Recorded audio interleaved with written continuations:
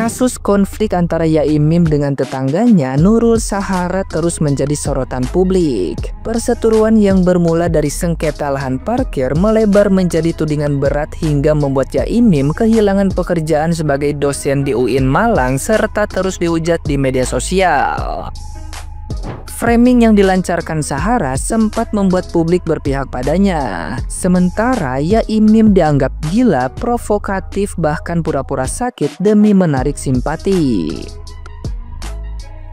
Seorang netizen yang budiman dengan akun @heruhermawanofficial ikut menyoroti konflik antara Yaimim dengan Nurul Sahara, pemilik usaha rental mobil yang dituding kerap melakukan framing. Menurutnya, strategi yang dipakai Yaimim bukanlah kegilaan, melainkan drama satir untuk menghadapi lawan yang manipulatif. Aksi pura-pura gila hingga berpura-pura stroke saat mediasi disalahartikan publik sebagai bukti kelemahannya. Padahal sesungguhnya menjadi cara untuk menaklukkan ego Sahara sekaligus menunjukkan bahwa fitnah dan ancaman termasuk tudingan santet tidak mempan terhadap dirinya.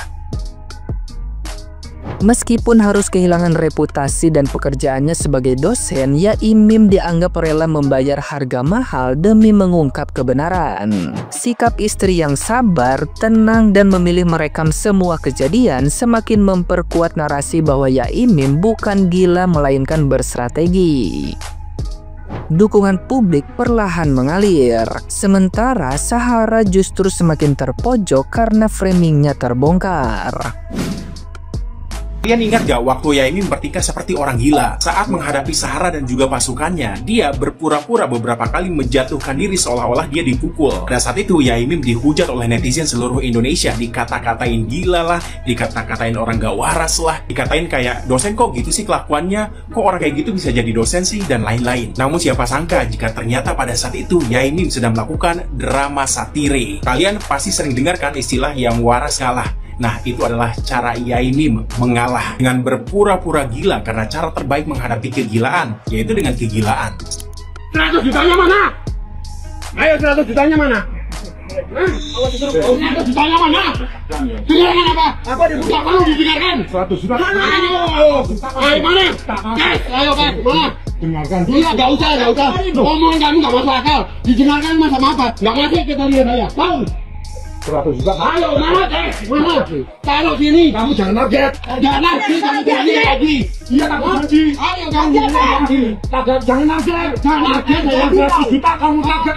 Aku nggak mau. Apa yang target? Nah ini kalau kamu janji dulu kan, tak bayar cash sekalian langsung sekalian sekarang. Kalau kamu yang ngomong, kamu target saya 100 juta. Aku nggak mau. Aku nggak mau. Ngomong jujur. Kamu jangan munafik. Jangan berkulit bocah, ya.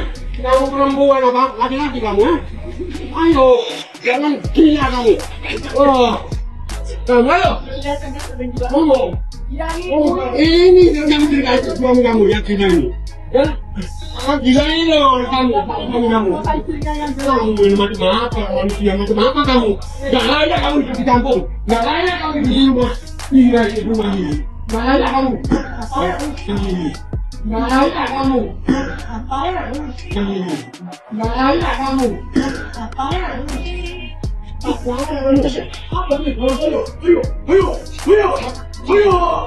Ngomong apa? Ayo ngomong apa? Kamu ngomong sekarang. Ngomong apa? Aduh, itu cuma apa sih? Kamu jangan macam-macam itu rumah saya. Ya tahu ini rumah kamu. Tahu. Sahara lupa kalau orang yang sedang dihadapinya ini bukanlah orang gila, bukanlah orang stres, bukanlah orang bodoh, melainkan seorang dosen teologi, tasawuf, dan juga filsafat. Dan kalian ingat saat Yaimim berpura-pura stroke saat proses mediasi dengan pihak Sahara? Saat itu, framing Sahara untuk meyakinkan publik bahwa Yaimim adalah orang gila dan orang stres itu benar-benar berhasil. Faktanya, pada saat itu memang benar Yaimim berpura-pura stroke di hadapan Sahara dan juga kelompoknya. Tujuannya untuk memuaskan egonya Sahara sekaligus juga sebagai bentuk drama satire lagi-lagi nih. Karena selama ini Sahara kerap mengancam akan menghabisi Yaimim menggunakan ilmu hitam. Sahara juga kerap melemparkan dan membuang benda-benda aneh seperti tanah kuburan, kotoran manusia, comberan, dan benda-benda menjijikan lainnya ke halaman depan rumahnya Yaimim. Kok yang dipilih ini yang barusan di kemarin sore, baru ada 5 menit baru selesai sudah di break ini. memang cari masalah itu siapa ya. Ini kan baru basah kemarin, baru 5 menit berhenti di sini dia Itulah alasan kenapa Yaimim berpura-pura terkena stroke untuk menunjukkan kepada Sahara bahwa ini loh ilmu santetmu berhasil, saya kena stroke. Ini acting begini di kantor polisi ya guys. Ini di kantor polisi. Acting dia, pura-pura stroke, pura-pura jalan. Bincang. Ini ya mulutnya sampai miring. Semanipulatif ini nih manusia nih. Wah, cara Yaimim menghadapi masalah ini benar-benar mind-blowing banget ya. Selain cara Yaimim menghadapi manusia manipulatif dan juga NPD seperti Sahara, hal lain yang bikin gua salut adalah sikap istrinya Yaimim yang selama ini bersikap elegan. Dia diam saja, dia tidak bereaksi berlebihan, namun merekam semua kejadian dari sudut pandang yang lain. Dalam bio-nya ia bahkan menulis, "Not to win, but to reveal the truth." Tidak mengherankan jika istri dari Yaimim bisa bertindak setenang itu di tengah gempuran framing, tuduhan, dan fitnah-fitnah keji yang dilontarkan oleh pihak Sahara, karena dia ternyata adalah wanita berilmu, berpendidikan, dan paling penting dia adalah seorang hafiz Quran. Yaimim mungkin harus kehilangan pekerjaannya sebagai dosen setelah dipecat oleh kampusnya karena framingnya Sahara. Yaimim, seorang tasawuf sekaligus juga filosof, harus mengorbankan image-nya, dikenal sebagai orang gila, orang stres, orang gak waras, tetangga toksik, dan lain sebagainya karena framing Sahara. Harus dihujat oleh netizen seluruh Indonesia hingga reputasinya hancur.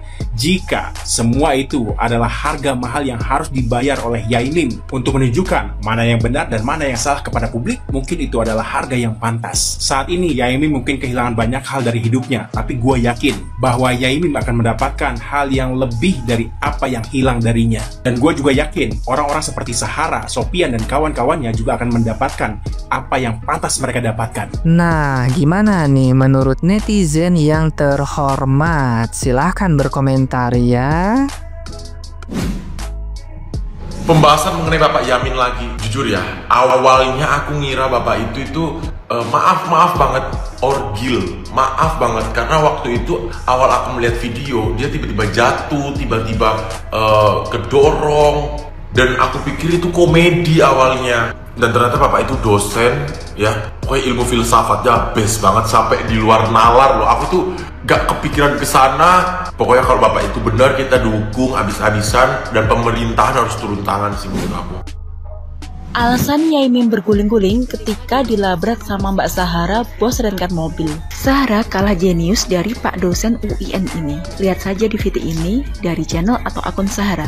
Di awal kita melihat sang dosen berlaku aneh, seolah-olah berlaku sebagai korban atau playing victim. Padahal ini adalah trik jenius yang ia rancang untuk meredam potensi perkelahian. Dosen tersebut berada di pojokan, tampak seperti akan dipukuli dan diintimidasi. Namun, alih-alih melawan atau menunjukkan ketegangan, ia justru bertingkah konyol, menjatuhkan diri sendiri, melawak, dan membuat situasi terlihat absurd. Ini bukan tindakan spontan atau tanpa kesadaran. Sang dosen sangat sadar bahwa dengan menciptakan suasana komedi, ia bisa memecah ketegangan dan meredam arogansi lawan. Dalam sekejap, suasana yang panas berubah menjadi tawa. Inilah kecerdasan sosial tingkat tinggi, bukan hanya menghindari konflik, tapi juga mengendalikan emosi dengan strategi yang tak terduga. Dosen UN ini layak disebut maestro dalam meredam konflik tanpa kekerasan.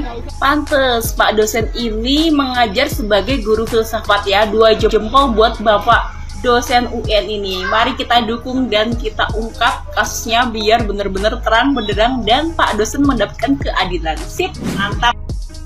Babak baru perseteruan antara Yaimim dan saudara S. Kalian ada yang tahu video ini? Videonya itu viral banget, bahkan sampai jutaan viewers di TikToknya saudara S. Gara-gara video tadi, akhirnya Yaimim mengundurkan diri sebagai dosen. Belum buat, saudara S terus membuat video dan membuat framing. Akhirnya mendapatkan simpati dari netizen. Nah, netizen ini rame-rame membuli sampai akhirnya Yaimim dan istrinya itu terdepak dari rumahnya sendiri. Beberapa hari berlalu, akhirnya fakta bermunculan. Ternyata tanah yang selama ini disengketakan dan dipakai untuk parkir saudara S beserta mobil-mobil rentalnya, itu adalah tanah yang diwakafkan oleh saudara Yaimim. Keadaan menjadi berubah. Yang tadinya netizen membela saudara S, akhirnya kini rame-rame menyerang balik saudara S. Setelah netizen tahu fakta-faktanya. Yang bikin Ogut bingung, ini RT RW-nya malah ikutan mengusir Yaimim. Tapi tenang guys, kabar terbarunya hari ini, Yaimim dan istrinya dibawa ke podcastnya Denny Sumargo. Dan aku tuh berharap semoga dengan datanya ke podcast Denny Sumargo, kasusnya tuh benar-benar kelar. Jujur aku salut banget sama istrinya Yaimin. Dia nggak pernah ngebalas sedikit pun ucapannya saudara S ini. Diamnya istrinya Yaimin ini ternyata doa yang menembus langit. Kalau dari beberapa komentar netizen yang Ogut baca ya, siapa kira-kira yang bakalan memakai baju orange? Kita tunggu. Ada yang bertanya, kalau memang Yaimin itu adalah orang baik, kenapa seluruh hampir mayoritas warga di sekitaran situ menandatangani pengusiran Yaimin? Bahkan aparatnya, RT RW-nya juga ikut menandatangani pengusiran Yaimin ini, begitu kan? Coba pakai logika dasar, kan katanya begitu. Nah, untuk menjawab itu semua, ada satu istilah, ketika orang baik ditempatkan di satu gerombolan orang-orang jahat, maka yang dianggap orang jahat itu justru orang baik ini. Lah, kita nggak jauh jauh-jauh, contoh di DPR. Apakah seluruh anggota DPR itu jahat? Nggak baik? Kan nggak juga, ada 1-2 yang baik. Tetapi berhubung dia ditempatkan di satu gerombolan yang nggak baik, yang jahat, justru anggota DPR yang baik inilah dianggap penjahatnya. Kira-kira demikianlah cara berpikir sederhananya itu demikian. Ya kita nggak tahu ini siapa yang benar yang salah, cuma ini untuk menjawab kepenasaran kalian kenapa Yaimin ini kok sampai disepakati oleh mayoritas warga sekitar sampai terusir, begitu ya.